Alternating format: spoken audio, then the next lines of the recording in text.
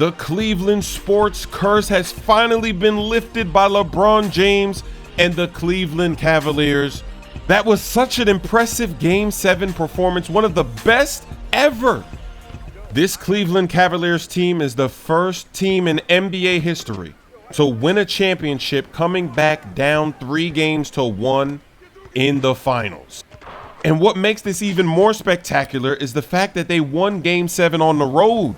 I don't know what the stats are, but I know that the odds are so low for the road team to win Game 7 in the finals. The stats are ridiculously low. I should probably Google it and find out.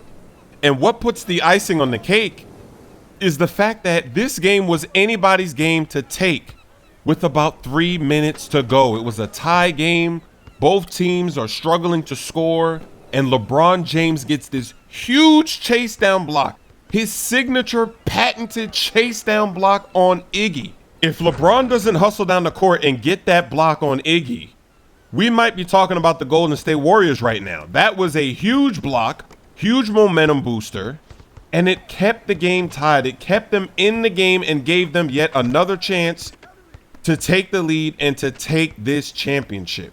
That was incredibly clutch, and that replay is going to be played for so many years to come. When we're thinking back on this series, we're going to remember that big moment. Obviously, Kyrie's 3 with Steph Curry right in his face. That was beautiful. That was the go-ahead bucket. That was the dagger, the finishing move. But LeBron James, what a series. Finals MVP. He led everybody in all statistical categories from both teams. The players on both teams, he led in points, in rebounds, in assists, in steals, and in blocks. I don't know if that's ever been done before in the NBA Finals. This is incredible. We just witnessed greatness tonight in Game 7, and all of these milestones together, it puts LeBron in this category in NBA history where he's achieved things that we haven't seen before. Congratulations to the Cavs, and shout out to everybody that was showing the Cavs love in all of these videos. Because after every game, even when the Cavs were down 3-1, and I'm making the video talking about the game after the game, I saw so many comments that said Cavs in 7, Cavs in 7. After every video, literally, Cavs in 7. You believe land is real. And here we are, a Sunday, Father's Day, and the Cavs actually do it. They actually defeat the 73-9 Golden State Warriors, the best regular season record ever. And they just came back down 3-1 against the Thunder. They were destined to make history. And none of that matters now because LeBron James spoiled that party. All season long, it was the Golden State Warriors. That's all we heard about in the media all season long. And LeBron James just crashed the party. We have to give LeBron James his props for what he was able to do. Avenging his loss last year. It was so sad seeing him lose the way he did with all of his players injured and him playing his heart out every night, dropping 40 points, still taking it to 6 games. To see him come back the very next season and win it all, beat that same team, get your revenge, that is special. This win, it definitely makes up for last year's loss. It pretty much removes last year's loss from his record. I know people are still going to talk about him losing twice with the Heat, and those were pretty bad losses. So that's still a stain on his legacy, and people are going to bring that up. The way that they lost to the Mavericks with LeBron in one game scoring 8 points or 5 points, I can't remember. It was some low number. That was very bad. And then the second time that they played the Spurs, it was a rematch. That was a massacre, but that wasn't really LeBron's fault. The Spurs, it was just their season. They were on fire. I remember I went to one of the games and they didn't miss a shot in the first half. They shot like 70% in the first half. So that was a bad loss too, but that wasn't really that bad.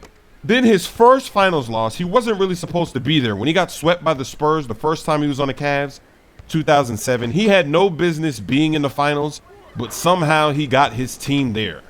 But it's going to be interesting to debate this when he retires. He still has a long way to go, but this win right here makes his legacy so interesting to talk about in the future when his career is all said and done and we look back at his career and we look back to all these moments. It's going to be so interesting to talk about that. I definitely have to talk about the Warriors. Obviously, this was a tough loss. They were up 3-1. It looked like the championship was theirs. You have to put a lot of blame on Draymond Green for getting himself suspended, for having that record in the playoffs anyway, for having that many technical fouls and flagrant fouls, accumulating so many. Draymond Green has to be mentally strong. He can't get technical fouls and accumulate them and get flagrants. He has to come back and be mentally strong.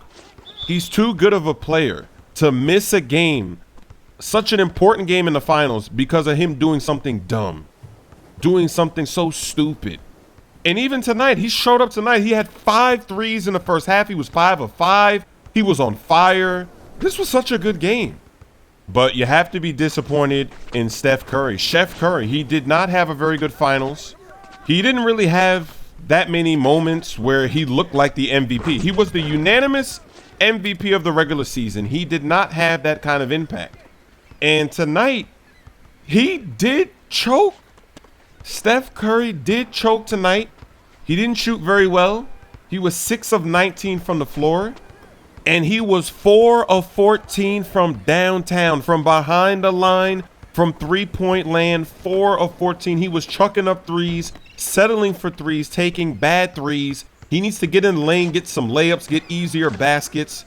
He had a very dumb turnover in the game. Remember, in the fourth quarter, he does a behind-the-back pass that goes way out of bounds. There's no reason to do that. In Game 7, you don't need to be doing fancy passes. You need to get the win. And then, of course, at the end of the game, after Kyrie hits the 3 in his face, he tries to get a 3 of himself, and it was just looking ugly. The threes that he was throwing up, trying to force the shot, not even hitting the rim, and he had a lot of bad threes in this game. And Steve Kerr, the head coach, he also choked. He started the game with Ezeli, which all Warriors fans know you don't want Ezeli getting extended minutes. Then even in the fourth quarter, he put Ezeli back in the game, and it was a nightmare. He fouled LeBron on a 3. Ezeli was getting blocked. He had a terrible game. I guess you could say he didn't really have much of a choice, though, because with no Bogut, you either have to play him or Varejao. Varejao was flopping all over the place. He's going to get fined for some of the flops he had for sure. There was a flop on Kevin Love where he flopped twice and got no call. He was looking absolutely silly on the baseline. It was just embarrassing to see him flop that bad. So it's either play those guys or just go super small for the entire game. But obviously you got to give some guys a rest. Kerr was in a tough spot, but still they lost 3 games in a row in the NBA Finals. He couldn't figure out how to get his team to perform well and win without Bogut. He had 3 games to do it, 2 home games. They blew 2 home games, 1 on the road. There's no excuses. You'll be able to see that the NBA is very consistent with this issue. Anytime that a player has thrown anything into the crowd or at a fan, that player was fined. The fine seemed to range anywhere from $10,000 all the way up to $35,000, but they have been very consistent. You throw something in